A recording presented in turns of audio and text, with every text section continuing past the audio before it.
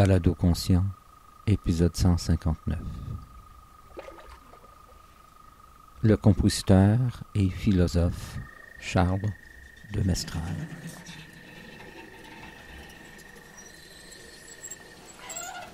Rien n'a changé. L'être humain a toujours été au bord de l'apocalypse, le cataclysme. C'est juste que de nos jours, c'est plus grave et plus global. Je crois à l'imagination et la créativité qui ne se cantonnent pas seulement dans ce qu'on appelle de l'art, dans le travail scientifique, dans le travail social, dans le travail politique, dans tous les aspects de la vie. On exerce l'imagination et la créativité. Charles de Mestral est né à Montréal en 1944.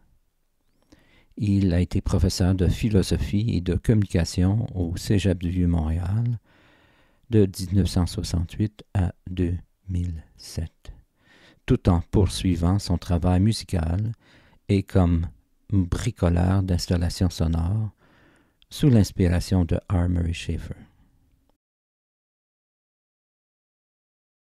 Charles se considère un retraité actif, tout comme moi d'ailleurs.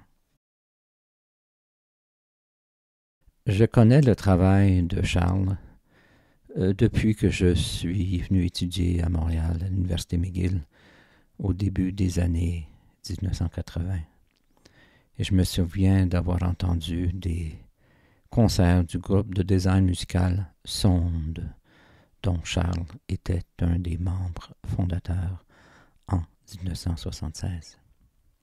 Et j'ai toujours eu une affinité pour le travail de musique électro-acoustique écologique de Charles, comme par exemple cet extrait de La musique dans l'arbre.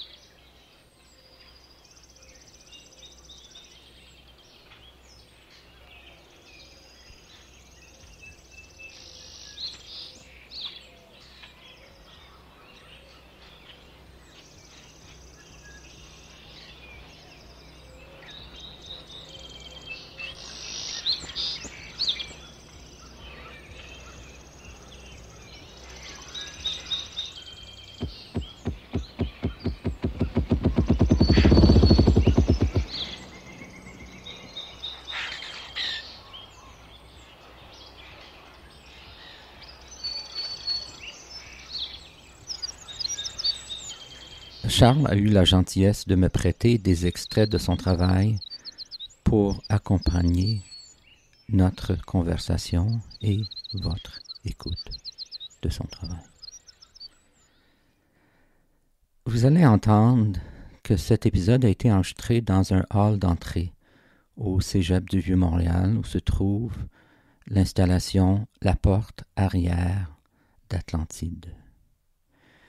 Une installation sonore quadraphonique avec 24 haut-parleurs, inspirée par la pensée de R. Murray Schafer, qui propose une réflexion sur l'architecture et les espaces urbains à travers la notion de paysage sonore. L'installation est en place depuis 1993. Elle a été rénovée en 2022 par l'initiative de Victor Drouin-Trempe, compositeur en électroacoustique et philosophie et communication au Cégep du Vieux-Montréal, et a été rénovée avec l'aide technique de l'équipe Audiotopie à Montréal, qui l'ont fait passer du monde analogique au monde numérique. Le matin que j'ai enregistré la conversation avec Charles, un breaker a sauté dans l'édifice du Cégep du Vieux-Montréal. Alors, on n'a pas pu écouter l'installation La Porte Arrière d'Atlantide sur place. Néanmoins, on s'est assis devant l'installation et on a parlé de son travail, de ses réflexions. Et à l'occasion, il y a des visiteurs assez bruyants qu'on a bien aimés. Alors, pour faire le pont avec notre conversation, un extrait de Sound Cruise, une œuvre des années 80 de Charles, qui était une installation au Centre d'art de Banff.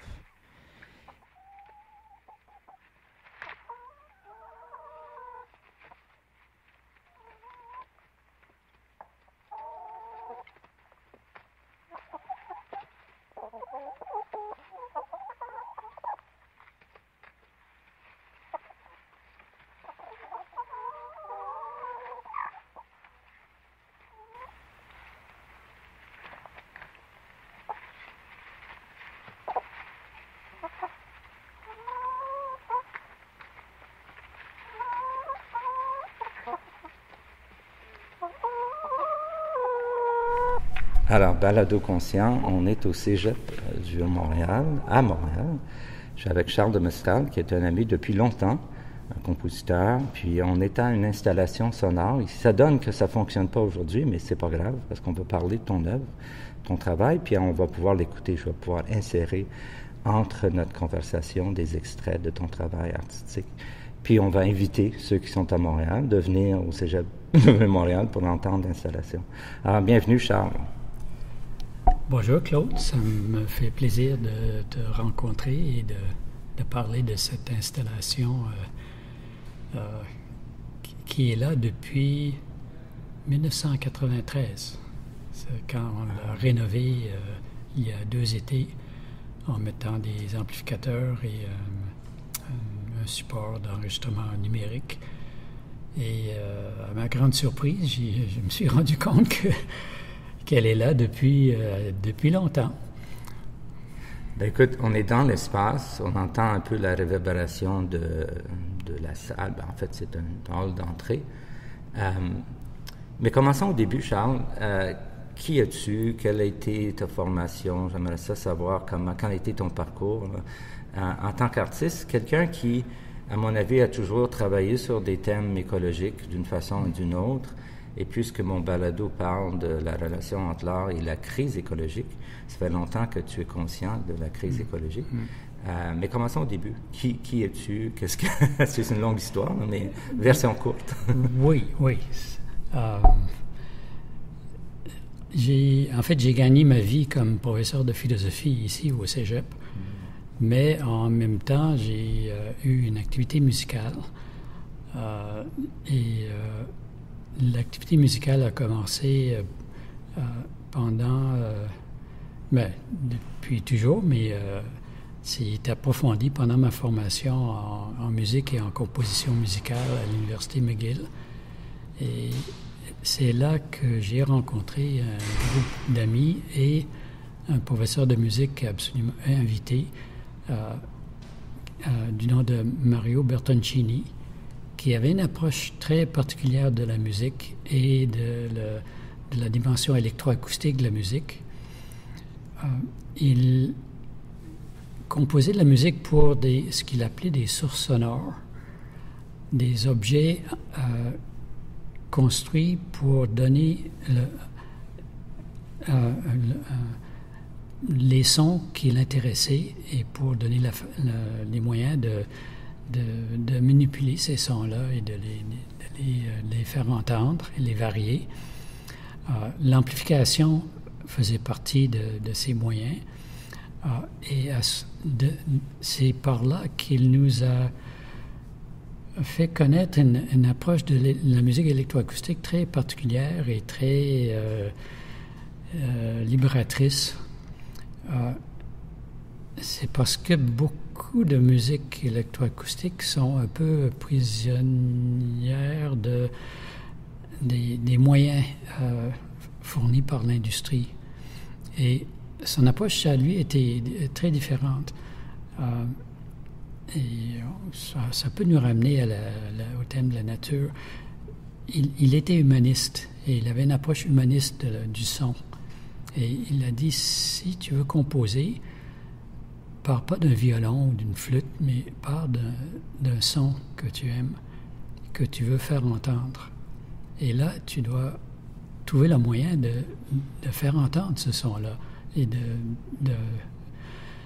le traduire en musique. Et ça commande une approche créatrice de la musique, du son et des moyens pour les produire.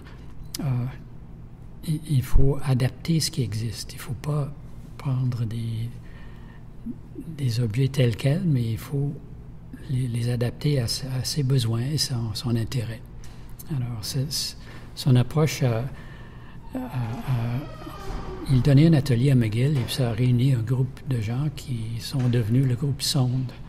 Et nous avons, pendant essentiellement les années 1970-80, fait beaucoup de production électroacoustique, de musique électroacoustique improvisée en direct devant un public, sur des sources sonores que nous avons construites nous-mêmes, avec des moyens électroacoustiques que nous avons construits ou fait construire nous-mêmes. Mm-hmm.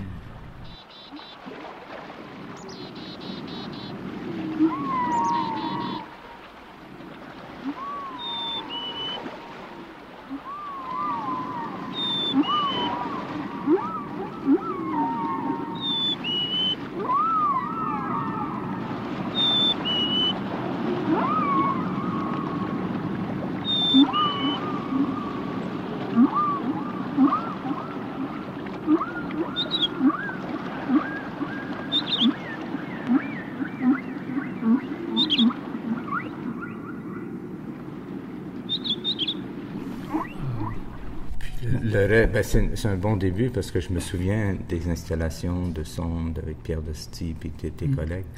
Puis ça a eu une influence sur moi parce que à l'époque, je cherchais un peu mon langage artistique, comment est-ce qu'on fait pour allier un intérêt à l'environnement avec la musique électroacoustique qui est très technologique, qui est très axée sur l'énergie parce qu'il faut avoir tous ces moyens-là. Et ce que tu fais, ce que tu as fait au cours de ta carrière, c'est d'être très sensible à l'écoute et à l'interaction aussi du public avec l'espace. On est dans un espace en ce moment. Alors, parle-moi de ton... on peut parler d'une installation qu'on a ici, qu'on va entendre des extraits, mais c'est quoi l'intention quand quelqu'un arrive, par exemple, dans cet espace? Qu'est-ce que tu cherches? Qu'est-ce que ton œuvre présente? C'est un très bel espace. Je dois dire que le cégep a été modifié à travers le temps. L'espace où on se trouve était à l'origine un espace extérieur. Et le directeur général à l'époque a eu la belle idée d'engager un bon architecte qui a fait ce magnifique espace ouvert en hauteur sur 3 étages avec les galeries qui font le tour. Des petits escaliers qui montent un peu comme une gravure d'Escher. Mm-hmm. Je pense que la référence est délibérée. Et puis vitré, avec la lumière qui rentre. C'est déjà un très bel espace.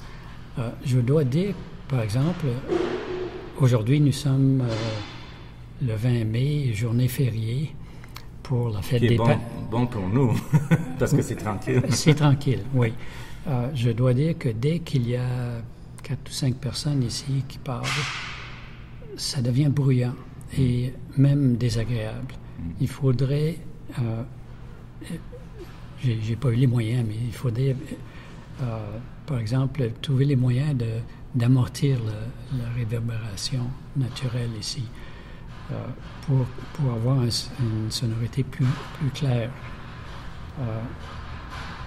Il y a un événement sonore qui s'en vient vers nous, hein?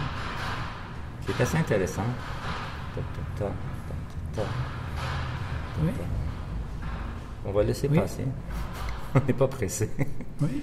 Ah, voilà. C'est un employé de nettoyage qui est arrivé avec un chariot qui l'a tiré, qui faisait toc-toc-toc sur les... et ça faisait entendre la résonance. D'ailleurs, les commentaires les plus fréquents que j'ai eues sur l'installation viennent des employés de soutien qui ont l'habitude de mettre le son de l'installation assez fort la nuit. Et ça résonne partout dans le cégep. Des chants de baleines, des petites grenouilles qui sifflent dans une flaque d'eau.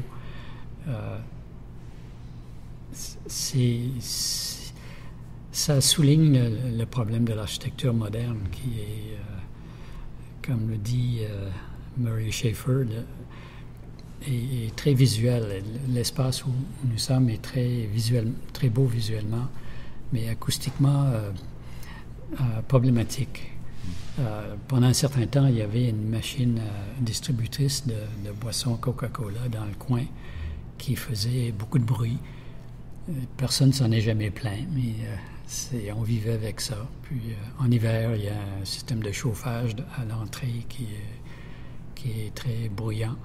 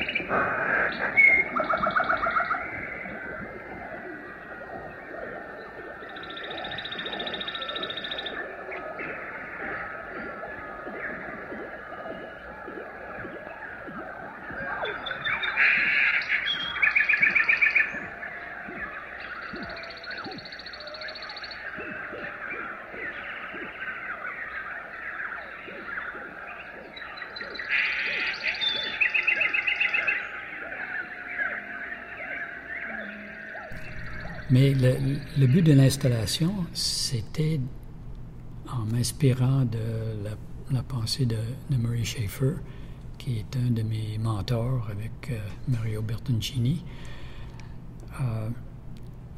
c'est d'essayer d'embellir l'ambiance sonore, d'ajouter des éléments intéressants par le moyen de l'enregistrement sonore, que Murray Schafer ne favorisait pas tant que ça. Il n'était pas fan de l'électroacoustique tant que ça. Il en faisait, j'ai fait de la radio avec Murray, mais il était surtout quelqu'un de plein air, les espaces plein air, puis les voix de chanteurs directs et des instrumentistes jouant en direct. En 92, je me souviens, lors du 7e printemps électroacoustique ici à Montréal, il avait fait une pièce pour multiples fanfares. Donc, je pense que tous les espaces l'intéressaient, mais moins l'espace électronique, plutôt les espaces naturels. Oui. En tout cas, c'était mon idée. À l'époque, je dois dire que j'étais professeur ici. Et le département de philosophie a été associé à un programme en communication.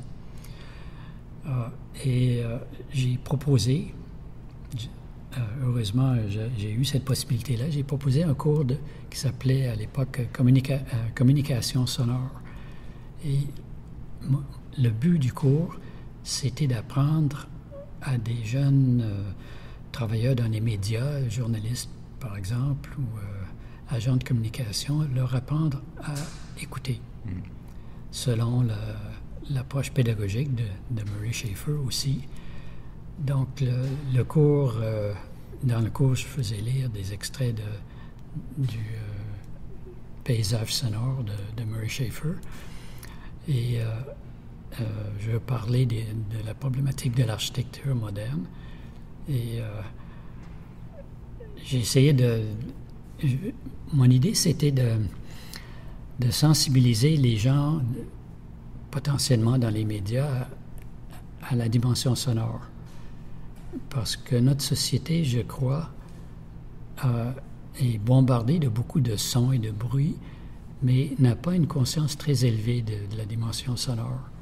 Contrairement à la culture japonaise, par exemple, là, où on est plus sensible aux éléments corporels. Nous sommes une société visuelle, dominante visuelle et matérielle. Donc, c'était ça le but de l'installation, et j'ai essayé de...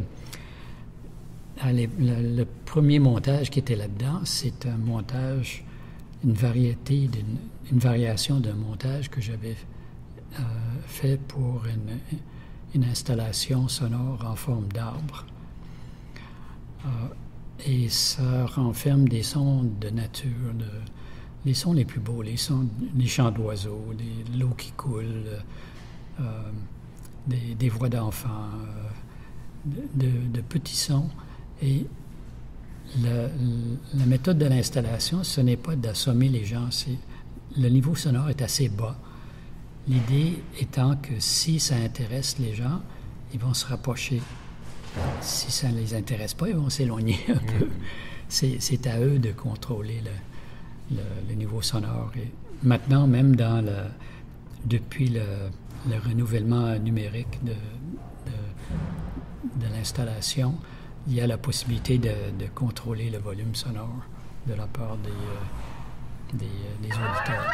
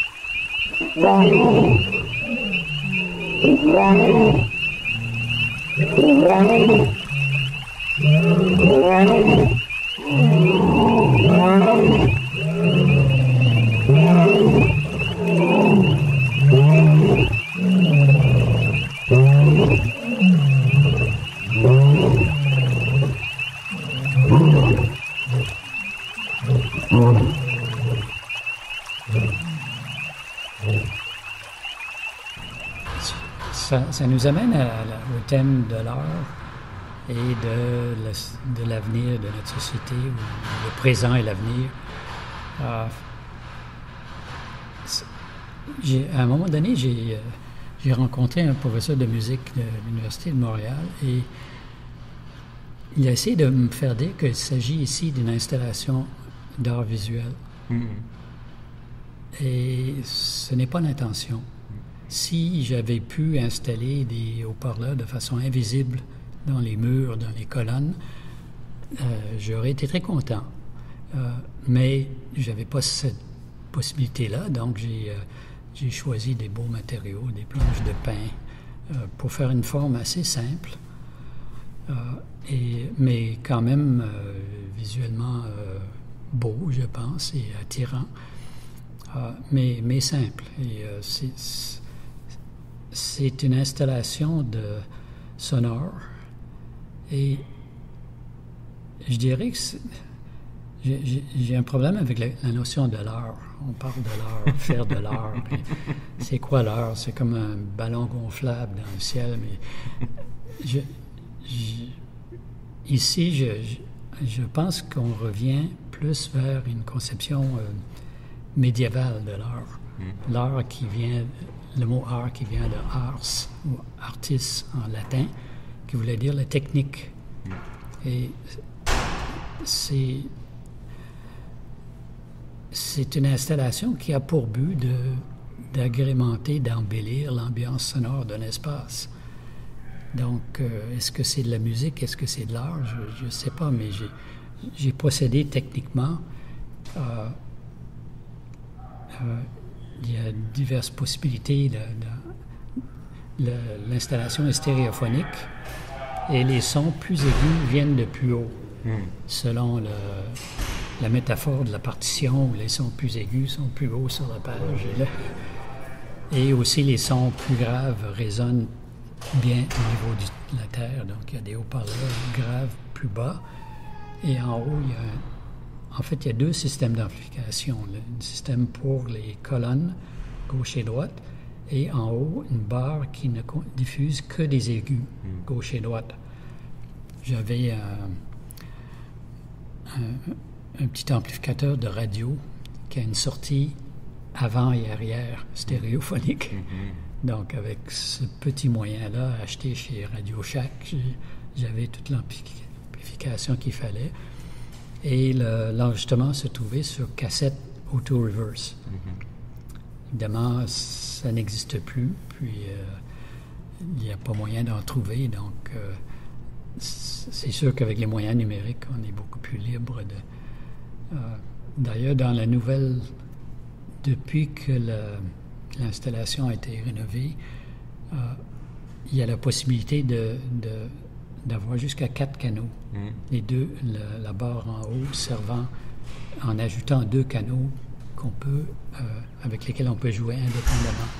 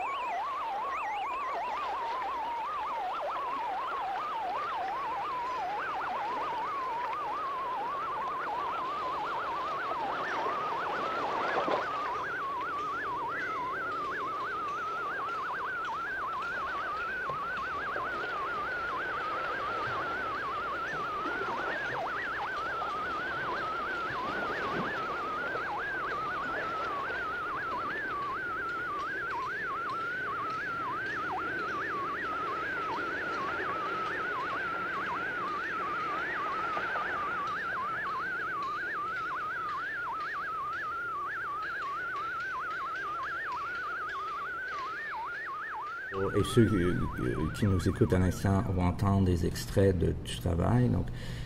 Mais ce qui m'intéresse maintenant, c'est, ça fait toute ta vie que tu travailles en musique électroacoustique, que tu enseignes la philosophie, c'est intéressant.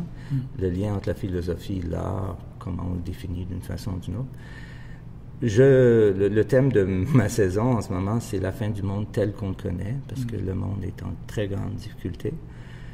Toi, étant été artiste toute ta vie, comment tu vois le rôle de l'art en ce moment? Comment l'art peut rapporter, que ce soit ton installation ou d'autres apports? Tu parles d'embellissement, mais est-ce que c'est suffisant? C'est difficile d'être optimiste. Hein? C'est le monde politique est dominé par des psychopathes, comme Xi Jinping ou Poutine ou Donald Trump. C'est vraiment... Et ça a l'air d'être une norme de l'histoire humaine. Les êtres humains vivent leur vie quotidienne et puis il y a des gens dominateurs qui décident de prendre le contrôle de tout ça et d'en faire à leur tête. Donc, pour que les choses... Rien n'a changé. L'être humain a toujours été au bord de l'apocalypse, le cataclysme. C'est juste que de nos jours, c'est plus grave et plus global. L'art, c'est je crois à l'imagination et la créativité qui ne se cantonne pas seulement dans ce qu'on appelle de l'art, dans le travail scientifique, dans le travail social, dans le travail politique, dans tous les aspects de la vie. On exerce l'imagination et la créativité.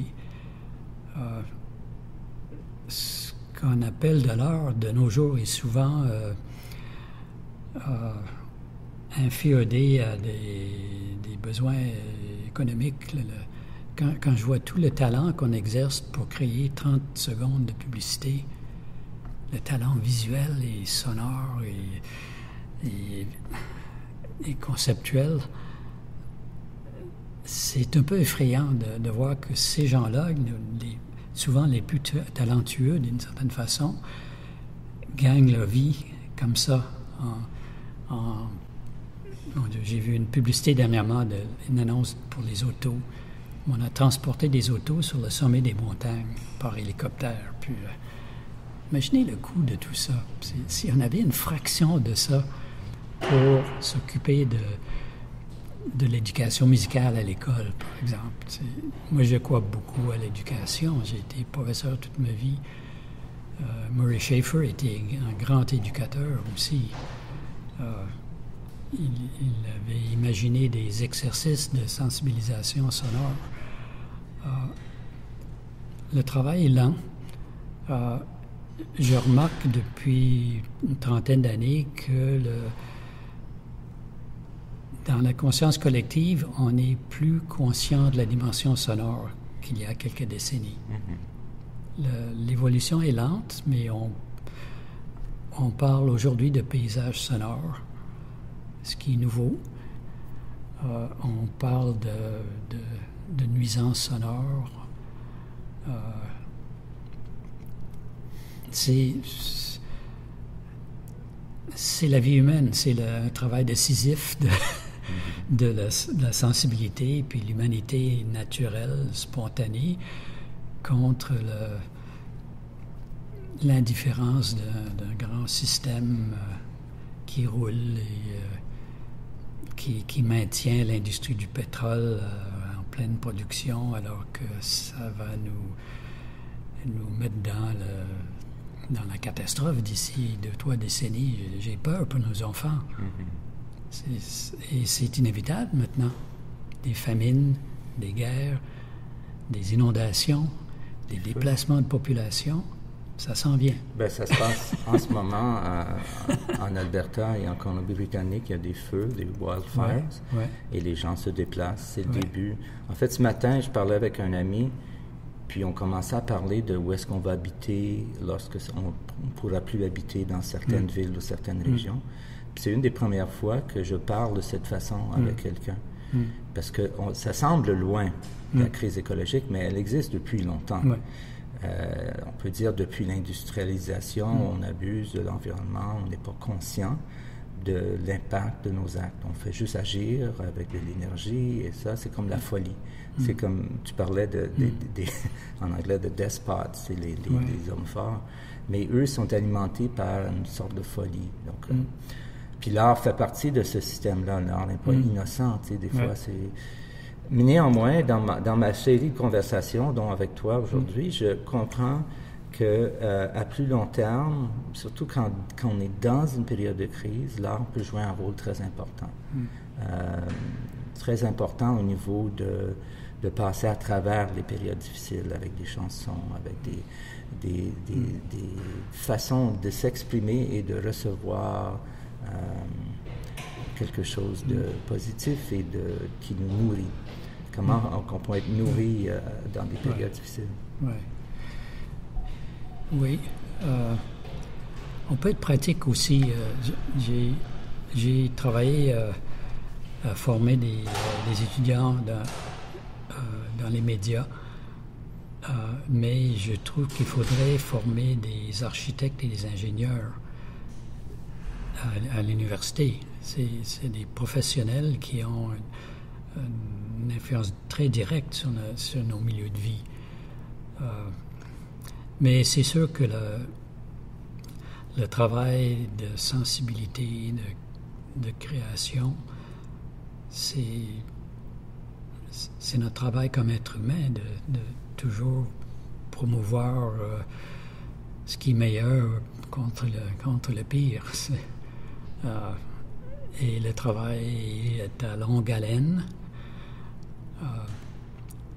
Et l'aboutissement n'est jamais garanti.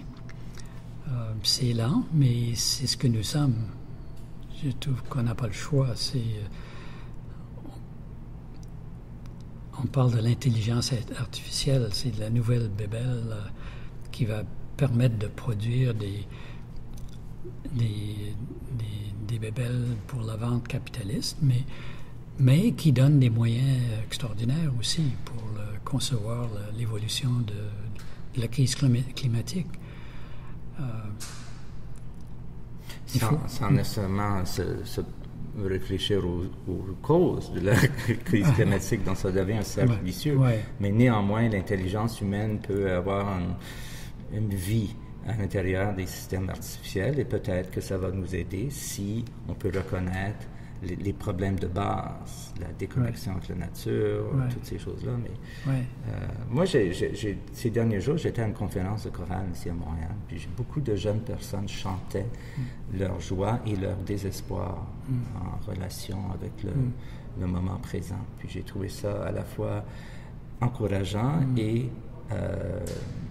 décourageant, mettons.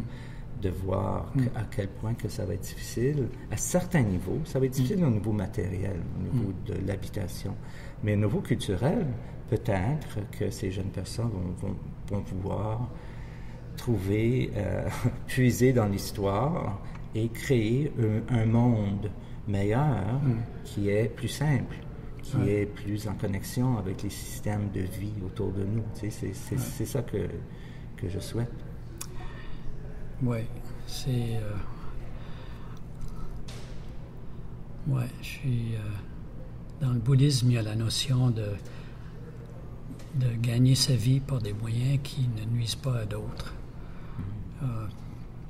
C'est ce qu'il faut faire et promouvoir. Et sortir des fanatismes, c'est la pensée simpliste qui nous piège maintenant. On voit ça dans plusieurs guerres qui ont lieu maintenant.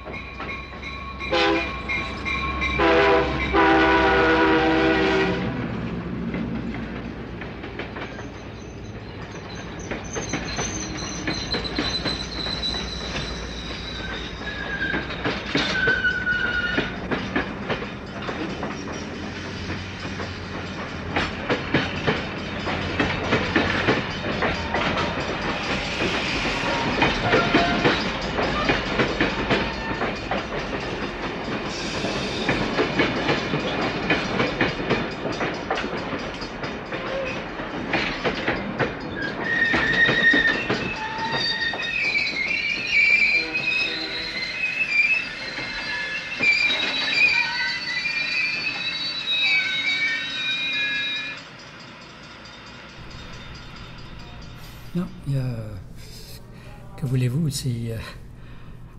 on a, comme être humain, on a l'espoir. On a l'espoir, puis on a aussi le vécu des civilisations précédentes et les erreurs qu'ils ont faites. Et on a la perspective, on a énormément de savoir, d'information. Ce qu'on n'a pas, c'est un savoir-vivre. Ouais. On a accumulé du savoir. Ouais. Il y a un des entrevues que j'ai fait en anglais qui parlait de being, d'être, au lieu de juste savoir. Parce qu'on a accumulé énormément d'informations, mais on ne sait pas comment vivre. Du moins, pas assez en ce moment avec la relation qu'on a avec. Puis de toute façon, le mot nature, comme le mot art, est problématique parce que nous sommes la nature, nous sommes l'art, nous sommes des êtres vivants créatifs, nous sommes tous capables de... Donc Charles, on va arrêter bientôt, mais je suis content d'avoir fait l'entrevue ici parce que l'espace me parle, tu sais, puis je vais revenir entendre ton installation dans l'espace, mais on va aussi l'entendre en ligne. Puis je te remercie d'avoir formé autant de jeunes, parce que je pense que tu leur as donné une sensibilité sonore, acoustique qui va être utile. Ben, je pense qu'elle va être utile, parce que quand on écoute, on ralentit, puis quand on ralentit, on a tendance à prendre de meilleures décisions, puis d'être plus sain, plus capable de faire face aux défis. Oui. J'aimerais simplement parler d'une deuxième bande sonore qui joue dans l'installation. C'est un montage plus récent qui date à peu près 2010, de sons que j'ai enregistrés tous moi-même. Le son continu à la base, c'est le chant de... On va laisser passer. Ouais. On va écouter.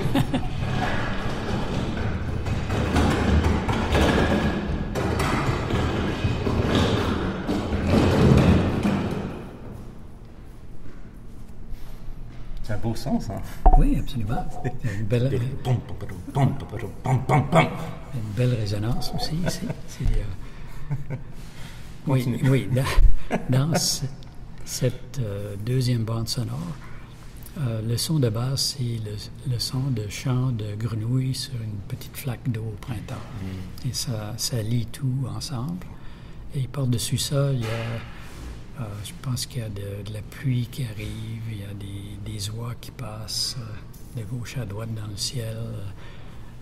Et un son dont je suis très content, que j'ai enregistré moi-même en Nouvelle-Écosse, sur une ferme où une madame élève des lions.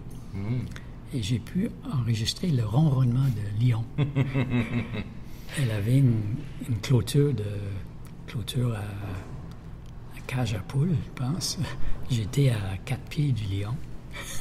Le papa lion, le chef du groupe de lions. Et il ronronnait très fort. Et de temps en temps, il rappelait aux autres sa présence par une espèce de...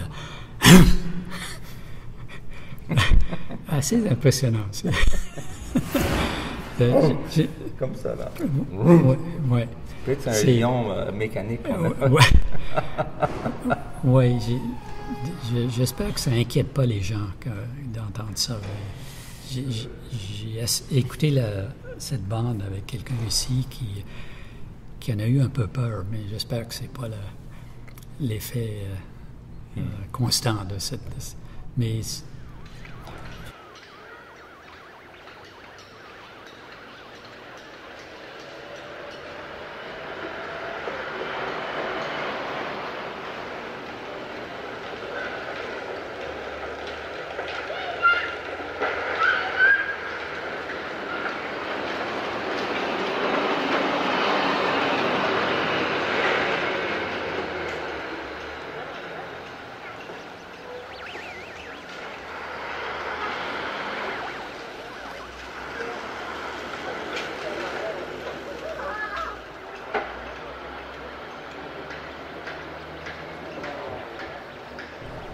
Alors Charles, terminons avec, tu lis sans doute, écoute, on va laisser passer notre ami. Là. Pam, pam, pam, pam, pam, pam, pam, pam, pam.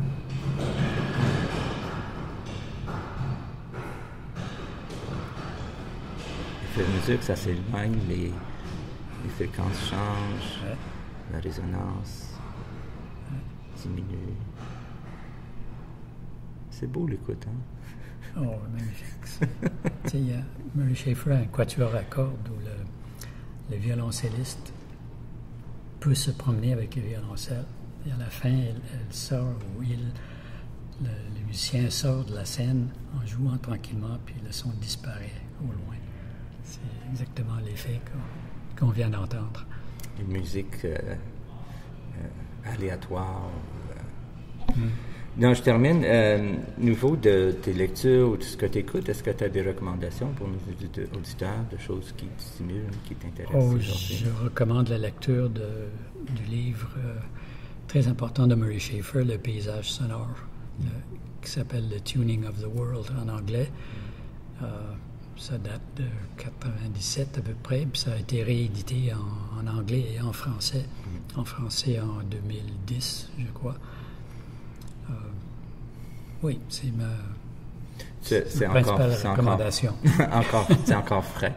Oui. Ben, j'ai fait une entrevue avec une musicologue artiste de radio allemande, Sabine Breitsemeter, récemment, qui a fait une nouvelle traduction en allemand du livre de Schafer. Donc, le livre est parfois critiqué parce qu'il y a des idées qui ont vieilli un peu. On a tous vieilli un peu. Mais la base reste solide. Parce que les idées de Schafer, les exercices d'écoute, une des critiques de Schafer, c'est qu'il était plus axé sur la nature et moins sur la vie urbaine. Mais beaucoup de gens ont travaillé depuis sur l'ensemble de ce qu'on appelle l'écologie sonore.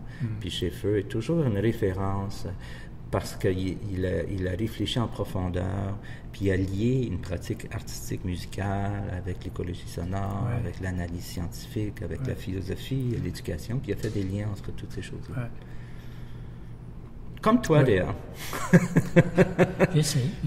Ça t'a fait des liens. Souvent, je me rends compte en réfléchissant qu'une idée que j'entretiens, ça vient du livre de Schafer. C'est très formateur. Il y a une certaine perspective.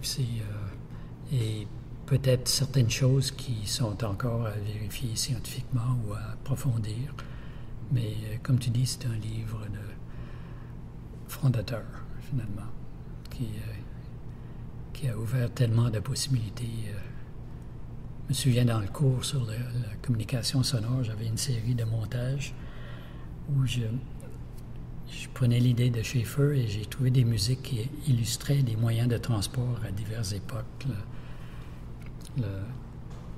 Le cheval, la carrosse, le train et l'avion même. C'est très clairement audible quand on y pense dans ce sens-là. Merci Charles. À une prochaine. Merci Claude. Yo!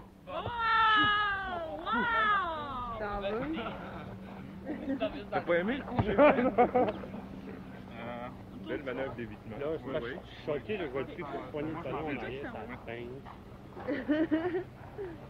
Pas moyen de s'en tirer. Ici. Bon, c'est bon, ça. C'est bon! Hein? 7-13. Lui, il manque son coup. Ah oui, C'est un cirque que tu devrais jouer, toi. Ici. Hey! C'est dégueulasse. Ça te cassait par là, le ballon, Attention! Hey, on n'était pas prêts. On regarde. Oui, c'est beau ça.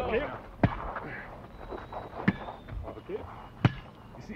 OK, Serge. Ah, merde. Oui! On va trop faire de finesse. 8, 13, ça se corse. Bravo!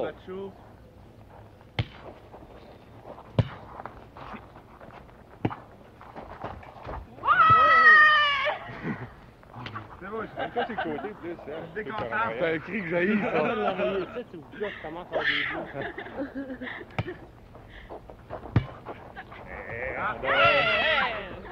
Merci, Pierrette, hein? Fun. Belle Envoyez fun. ici, là. Envoyez ici. Je pense que ça reste. Coton qui rit, hein?